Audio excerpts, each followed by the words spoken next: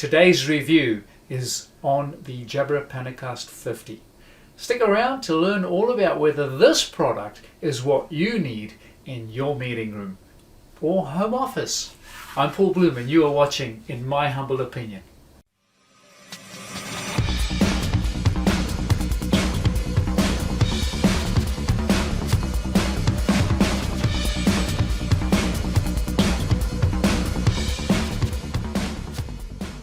One of the very obvious differences with this unit straight up is the triple camera setup in the front. Now you can see over here we've got 3 cameras side by side, and together they stitch all the video together and give you 180 degrees field of view. Just looking at the back, we've got power, we've got USB-C, so that's your USB-C to USB A connector, which you'll connect back to your MTR on Windows or potentially back to your PC if that's what you're using. It also has an auxiliary input, so if you wanted to have another input over there for audio. And then on the back over here, tucked away, which I didn't notice before, is where is it? Over there is a little Bluetooth pairing button, which is really cool. One thing that did baffle my mind initially was a little Ethernet connector over there. You can see I've got a little RJ45 over there for Ethernet. I have added on the network, but it's a sound bar essentially with a camera. So you don't really need an Ethernet. What's it for? So when you're in the actual Jabra Direct software, there is the option to register this with their cloud platform, so you can manage it, you can do updates, you can do stuff like that, you could do, occupancy counting, that sort of stuff. So I guess it's future proofing to some extent. This is a beautiful device. I love the way it's designed. It's a very solid construct. It's different, it's unique, different form factor. I love that. Break away from the solid sort of standard square, rectangular, angular type bars. This round shape is beautiful. Comes in this black charcoaly color and also in kind of a much lighter sort of off-white. I forget what they call that color. Again, it has to match your decor. What I like about it is it comes with this beautiful little stand, very sturdy. It can swivel on the stand a little bit, so it won't just topple over. Once you've adjusted the height, it's going to stick. It's going to stay there. It's not going to move. It also comes with a little rubber bit over there. That's for all the cable management. So all the cables come into the back over here, as you can see, and then you can just take them over the back of this little holder over here, a little rubber piece, and it'll keep all the cables nice and snug together, neat and tidy. And for me, it just sits perfectly just below my screen, and that works out quite well. So perhaps you don't have the setup I do and you don't need this foot. That's not a problem.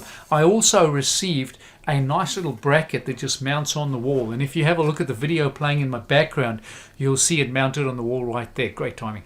Now, as we get into this product, I want to tell you also that it comes with this handy little remote. I'm just going to bring it a bit closer so you can see. Nice little remote. It's got some presets. You can fire up the whiteboard, volume up, volume down, mute, zoom in, zoom out, and some presets which are great. Framing and all that kind of stuff. I've hooked up the Jabra Panacast 50 to my Windows MTR, and instead of using any other periphery for audio, for microphone, speakers, and of course camera, I'm using this beauty over here, the Jabra Panacast 50.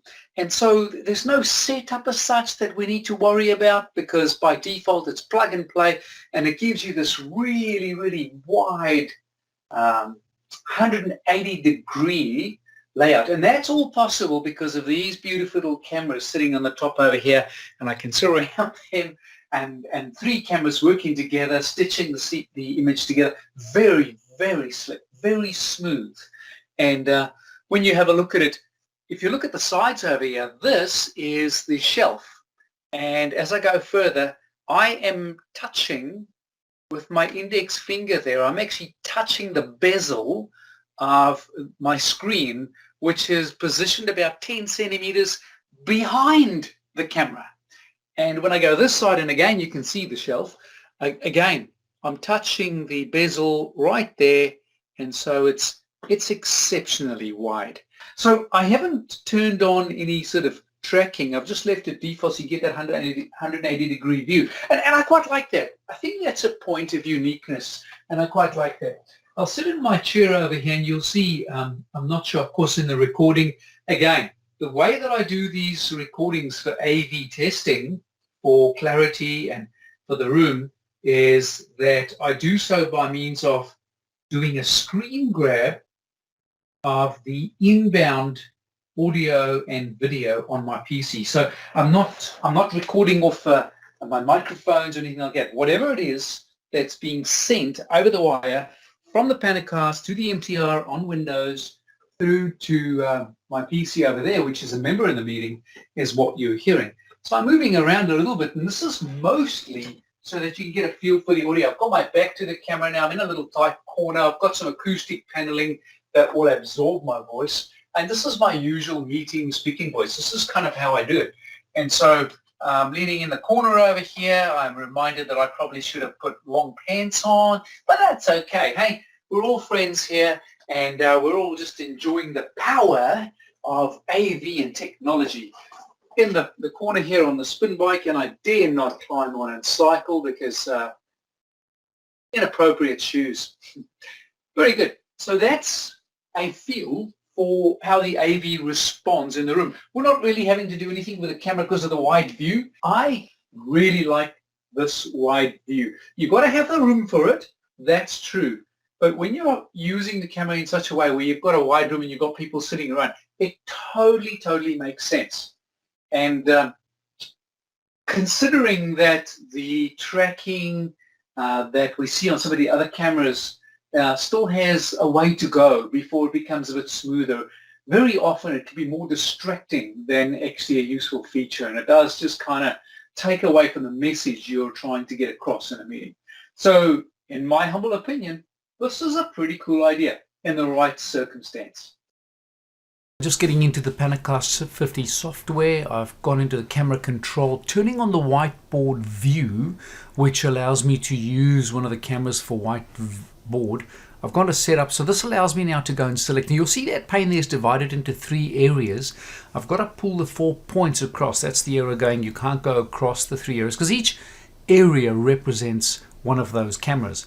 So I've got my little handmade, homemade whiteboard on the wall there, but you see I just put some lines around it, some blue tape, just so that I could find those corners a little bit easier. Yeah, I started struggling with that tiny little image, but off we go. So I found the corners, and once I go next, it'll give me a preview of that, and I can see how that looks. Let's take a quick peek. Yep, I think that works. Right.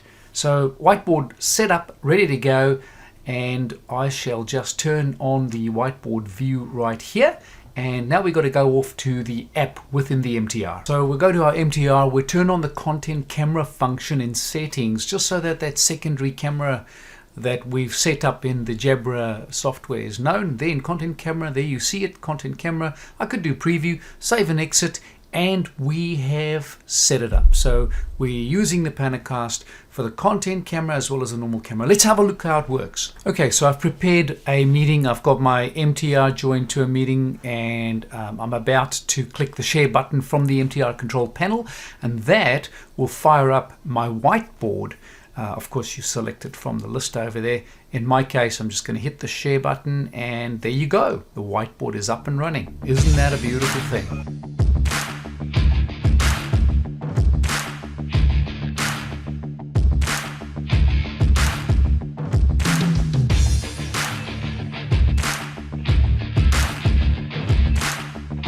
You'll notice that on the screen it's got those little ripples. It's because I've actually got Fluteboard on here, and it's Fluteboard I'm writing on. So that'll be the reason.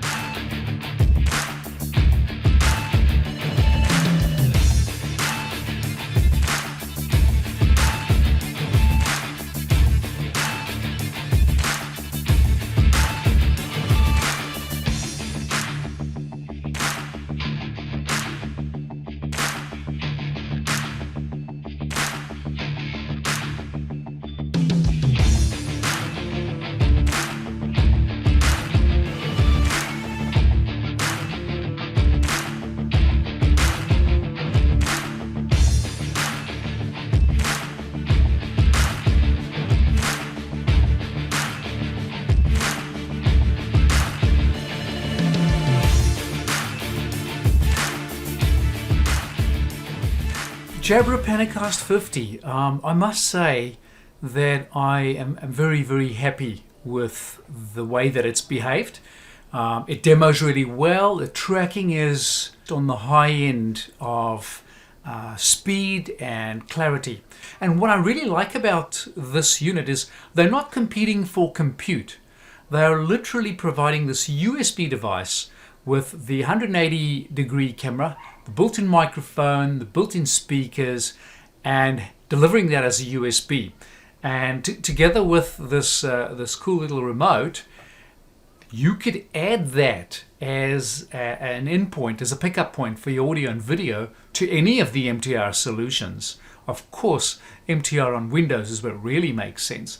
In the right size room, right? Because it's still a bar, and bars have limitations when it comes to room size, just because of physics, right? I think it's a great unit. It's got so much potential. It's beautifully designed, if not the most attractive bar design-wise that I've seen to date, and that's saying a lot. Also, the way that it sits positioned on the plinth, I'll get out of the way just for the moment.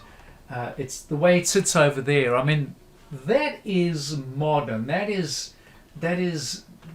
art. The idea of the 180-degree cameras, I mean, I'll be honest, in the early days, we had 180 degrees. Remember this little guy? And although it is a great unit, at the time, the concept, the idea was mind-blowing. The reality is nobody really used it. And when I used it in a desktop scenario, it was picking up everyone around me, and it was actually more distracting than useful. But now, in the right room, you can see the value. And that whiteboard, the ability to pick up the whiteboard the way it does, adding that camera as a pickup for my whiteboard, that was just genius. I like that. Thank you for watching. I'm Paul Bloom, and this is In My Humble Opinion.